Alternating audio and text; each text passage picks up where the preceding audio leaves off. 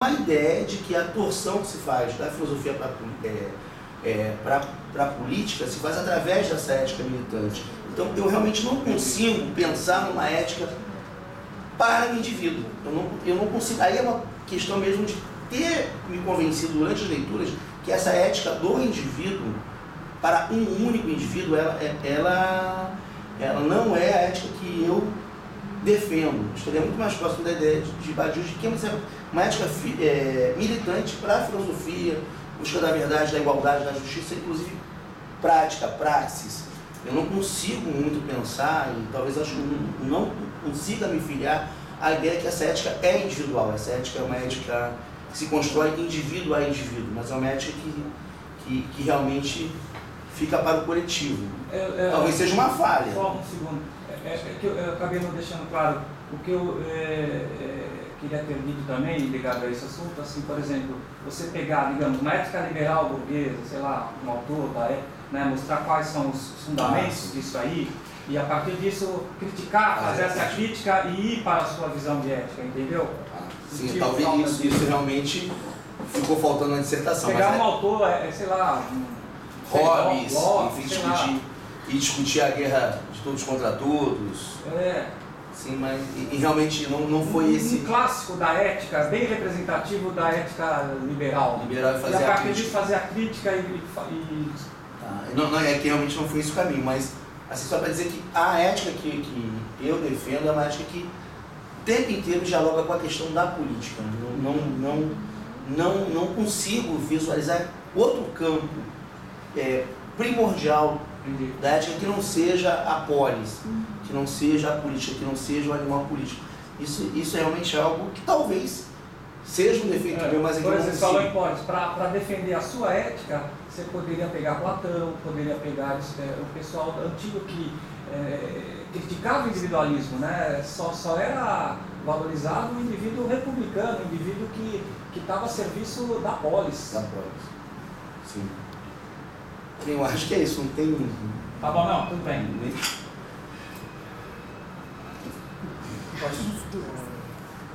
Paulo Sérgio, Paulo Sérgio já estou acostumado a tomar as minhas. Não, hoje não. Hoje não? Queria parabenizá-lo mais uma vez, tá?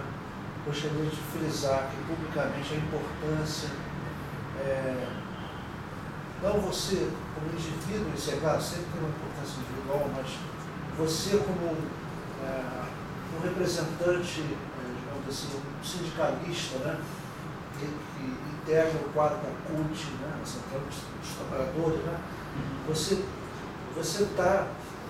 ter se proposto a fazer um trabalho dessa natureza, eu acho que só por essa razão, isso já seria parente hospitalizado, ficou de graça, desculpe. Isso já seria alguma coisa assim de grande valor, né? Eu uma coisa fundamental. Eu me sinto até honrado de ter participado desse processo, né? Participou bastante. Enfim. Você queria esperar do profissional? Melhor esperar um pouco, né? Desculpa, tudo bem, sem problema. Então, os parabéns, nós podemos dar uma festa realmente com orgulho, né, que eu participo de uma banca e que vamos ter o Roberto, né, Luciano, membro do quadro de formação da CUT, né, mestre em filosofia, né, e a Gama Filho tem a grande honra de conferir esse título, né, e eu acho isso, enfim, função social da Universidade de Gama Filho, a importância disso, não apenas para você, é claro, você individualmente, mas para o Brasil, né, a importância pública, isso implica você poder utilizar esse título, né, para poder continuar o seu trabalho, que oxalá que ele continue por muitos anos, cada vez com mais intensidade, né, no Brasil, enfim. Eu acho que é uma contribuição política, né, que a Gama Filho dá ao Brasil, né, a função pública, né, que a filosofia deve sempre buscar, né, ao contrário de ser uma defesa meramente, enfim, dos seus interesses pessoais ou pessoas, você está isso representando uma entidade sindical, a central única dos trabalhadores, isso é de, infelizmente, a filosofia muitas vezes se desvia dessa tarefa pública, né? E acaba, eu acho, perde todo sentido. Mas, voltando ao tema que você escolheu, eu não vou me reportar aqui a tudo que já foi falado, claro, seria enfadonho, seria inútil e contraditório na hora de uma defesa, eu ficar aqui retomando todos os argumentos que nós achamos bons. Enfim, você mudou o título do trabalho, né, para uma ética do dever. A partir de Marx, originalmente você falava para uma ética do dever em Marx, né, eu não tenho aquele problema. O fato de você trabalhar com tantos autores ao mesmo tempo, o leitor acharia estranho você ler o título, né, uma ética do dever em Marx, depois ele encontrar muitos autores, e o pobre do Marx ficaria como um grande Platão, né, as notas, toda o pensamento filosófico são notas de pés de página Marx, né? Mas, no fundo, você fez um pouco isso, né? Para quem não conhece a passagem, Whitehead, uma vez, se referiu a Platão como sendo filósofo, pois toda a tradição filosófica ocidental são notas de pé de página, para quem não conhece, né, a Platão. Né? Em certo sentido, você, eu te louvo por isso, você assumiu Marx como filósofo. Esse segundo aspecto positivo, né, assim concreto já agora de conteúdo da sua tese, você escolheu um autor que para a filosofia normalmente não é tratado, né, como filósofo. Você confere a Marx uma posição de honra, né? Eu acho isso também fundamental também, destacar a importância dessa ousadia, né, no bom sentido, acadêmica, né, de ter conferido a Marx essa posição de filósofo. Não por acaso, por exemplo, Paul Ricoeur, né, a respeito de Paul Ricoeur, utiliza a expressão que os grandes mestres da suspeita, né, seriam Nietzsche, Marx e Freud. Marx, portanto, é uma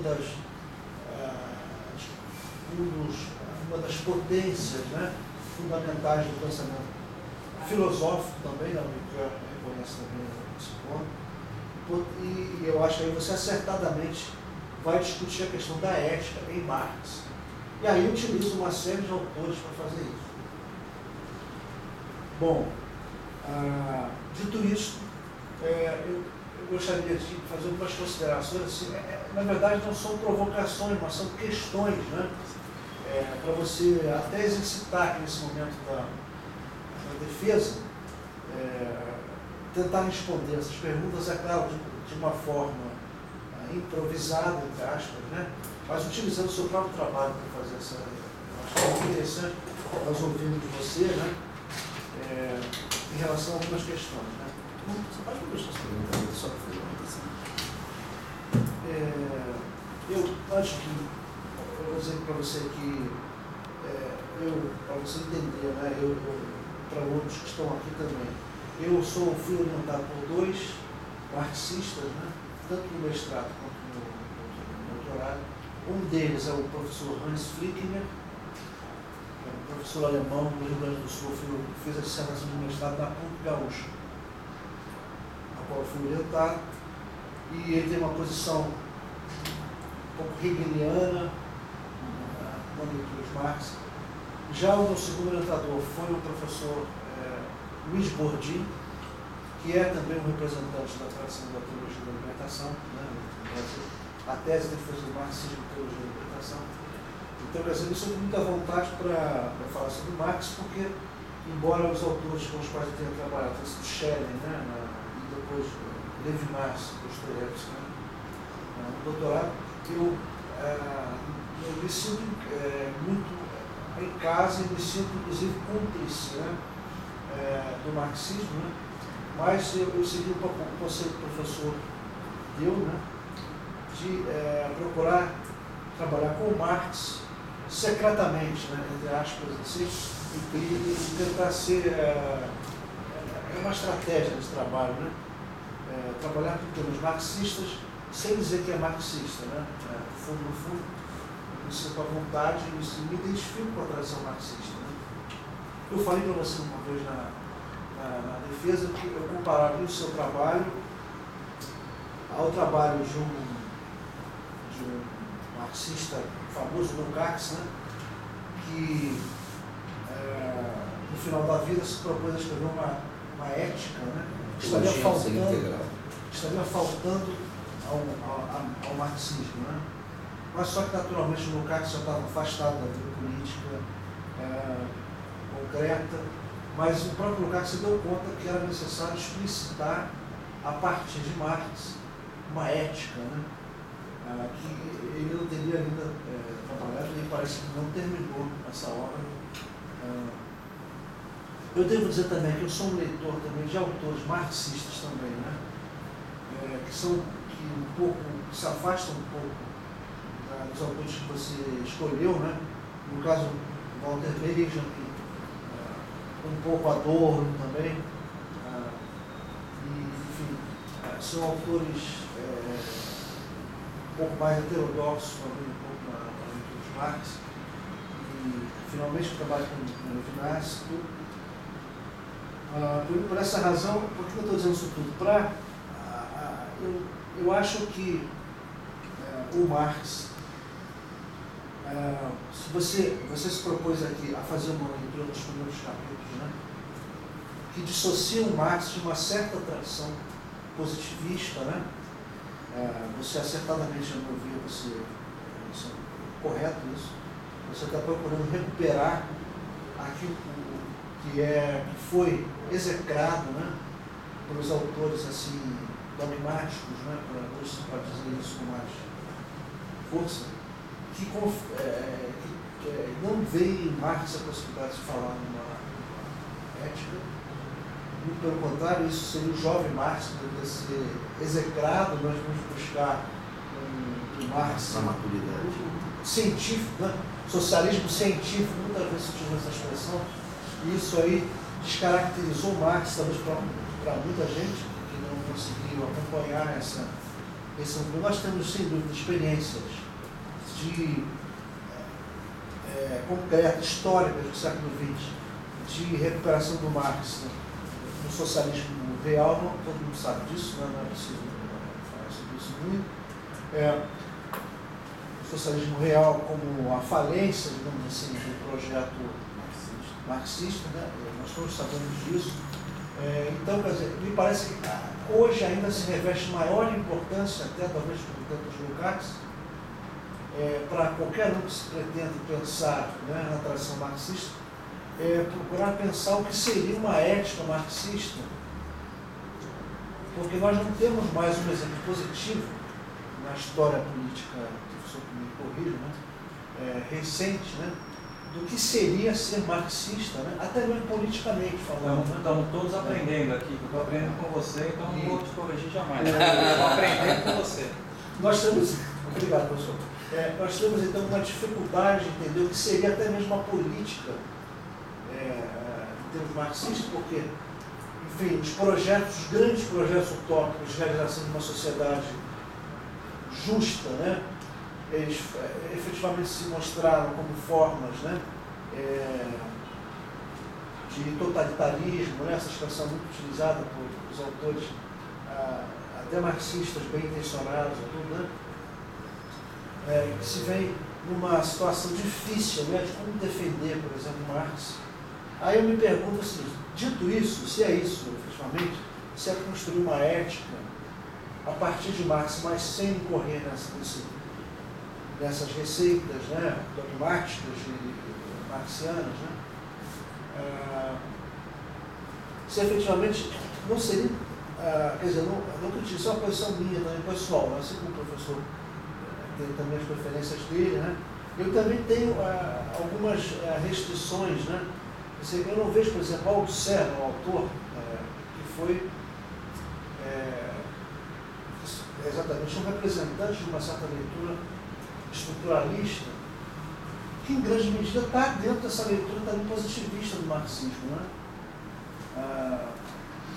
Por que não utilizar autores mais provocativos, ou até mesmo recuperar, como se faz, por exemplo, a obra aparentemente de alguém que está militando num outro contexto, né, da filosofia, da fenomenologia, né, no caso Michel Henry, que faz um exemplo, né, uma fenomenologia do marxismo. Né? Então ele vai trabalhar exatamente, não tanto com essa dessubjetificação, essa crítica ao sujeito, né, que você faz a partir de Odisseu, Badiou também, mas ele vai valorizar exatamente o trabalho vivo. Né? Então, Michel Henry é um fenomenólogo, né? Esse trabalho tem 2 volumes assim, sobre Marx. Ele vai valorizar essa categoria do trabalho vivo. Né? Eu acho que seria importante. Existe uma frase também que eu acho fundamental de Walter Benjamin, na década de 20, que ele diz o seguinte, que o método político, a prática política, é uma frase enigmática. A contemporânea é o niilismo. O método político é o niilismo. Que coisa enigmática, né? Você dizer que mas eu acho que o Walter Benjamin, claro, eu não vou entrar no Walter Benjamin, mas será que não existe no mundo contemporâneo uma dissolução niilista que afeta todas as esferas da vida, inclusive a política também, mas seria necessário você levar em conta para começar a pensar essa questão da ética em Marx no mundo contemporâneo, né? Depois se fala em... Quer dizer, é claro que essa frase enigmática de Walter Benjamin atravessa talvez toda a história do século XX, né? Falou isso na década de 20 aí. Nós estamos agora já no século XXI, começando um novo século. Em que medida o que nós fazemos hoje, nós não estamos ainda, em grande medida, vivendo um certo pragmatismo assim, imediato, né?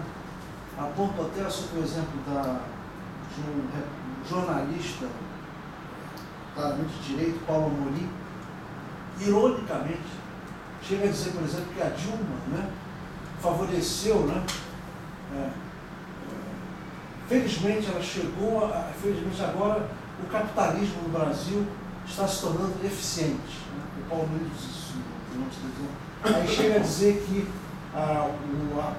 o governo ajudando o Sebrae, o empreendedorismo do Sebrae, né, trazendo dinheiro para os projetos do Sebrae, que favorece, por exemplo, uma cabeleireira, alguém abrir, por exemplo, um pequeno negócio, isso seria, de alguma forma, a Dilma finalmente está se tornando promovendo o capitalismo. Em outras palavras, eu vou dizer o seguinte, será que nós não somos um pouco niilistas, né? Até nós temos simpatia pelo governo, né? Eu vou colocar isso. E ser um pouco ousados, digamos assim, no sentido de sermos, como o Zizek chega a dizer, nós somos todos Fukuyamas, né? Até mesmo os autores de esquerda são um pouco Fukuyamas, porque eles não conseguem sair de uma armadilha, né? No final das contas, alguém bate na mesa e diz, bom, mas a coisa tem que ser assim, porque isso vai afetar o processo produtivo, né? E a economia, o Brasil tem que percorrer esse caminho, porque senão ele vai perder, né, a sua inserção no mercado internacional, e aí nós vamos nos tornar novamente alvos de uma... Isso é uma reprodução, em parte, do ideário neoliberal, mesmo que se diga que não se está fazendo isso, né? Com autocrítica, eu acho que nós devemos, enfim. Mas isso é claro, isso não é o seu trabalho. Em parte, eu acho que o seu trabalho atingiu os objetivos de uma dissertação de mestrado, né? Isso, para aprovação, não sei se é do tipo de mestre, acho que isso não. Mas é uma questão para você. Entre os autores que eu poderia utilizar, agora eu vou fazer uma questão um pouco objetiva, né, do trabalho. Entre os autores que eu poderia utilizar, eu peguei uma autora que ela é um pouco, assim, normalmente, essa autora, Simone Weil, né, essa autora que é Opressão e Liberdade. Feminista, né? É uma feminista, mas ela, enfim, foi uma mulher que uma francesa, né? Ela trabalhou na fábrica da Renault para fazer a experiência concreta de como o trabalhador sente no seu corpo, né? As dores, né? No trabalho, naquela época, Ford, né? Era uma época ainda muito fordista, então, era um sistema de trabalho nas máquinas, né? Ela, inclusive a sua saúde foi afetada, né? De forma irreversível, né? Pelas máquinas, né? Do trabalho.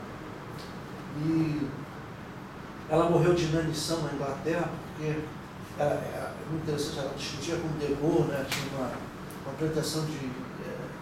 Então ela discordava de De Gaulle, né? O grande general De Gaulle na resistência, ela quis trabalhar, defender os franceses na resistência e quis ser colocada lá no campo inimigo, né? E De Gaulle achava engraçado, rir, né? E, enfim, ela entrava em discussão com Trotsky, né? Brigava com Trotsky, enfim. Nesse livro aqui, ela fala uma análise da opressão, ela faz aquilo seria uma crítica a Marx, né? Mas no fundo ela está lendo Marx, né? Está lendo Marx diretamente. Ela diz assim, na análise da opressão, trata-se, depois eu passo para a questão do seu trabalho, trata-se em suma de conhecer o que liga a opressão em geral e cada forma de opressão em particular ao regime de produção. Dito de outra forma, de chegar a perceber o mecanismo da opressão, a compreender em virtude do que ela surge, persiste, se transforma em virtude de que talvez ela pudesse, teoricamente, desaparecer. Então, quer dizer, é uma questão, né? Uma questão. Eis uma questão nova, ou quase. Durante séculos, almas generosas consideraram o poder dos opressores como constituindo uma usurpação pura e simples, a qual era necessário tentar opor-se, seja pela simples expressão de reprovação radical, seja pela força armada posta a serviço da justiça. Das duas maneiras, o fracasso foi sempre completo e jamais era mais significativo do que quando, por um momento, assumia a aparência da vitória, como foi o caso da Revolução Francesa. E quando, depois de ter conseguido efetivamente fazer desaparecer uma certa forma de opressão, assistia-se impotentemente à instalação imediata de uma outra nova forma de opressão. Né? A reflexão sobre esse fracasso retumbante, que veio coroar todos os outros, levou, enfim, a Marx a compreender que não se pode suprimir a opressão enquanto persistirem as causas que a tornam inevitável, e que essas causas residem nas condições objetivas, isto é, materiais da organização social. Aí ela vai para frente. Em outras palavras, ela está levantando aqui a questão, eu não vou me estender mais, ela vai depois dizer o seguinte, é a questão que o Marx está, na leitura que ela faz de Marx, né? No fundo ela está dizendo o seguinte, que é necessário preservar a produção. É um ponto que você toca no seu trabalho, né? O tempo da produção, seja qual for o sistema, até mesmo, né? Naquilo que seria o socialismo, teria que se preservar alguma forma de produção. Né? Aí ela está chamando a atenção aqui para o fato de que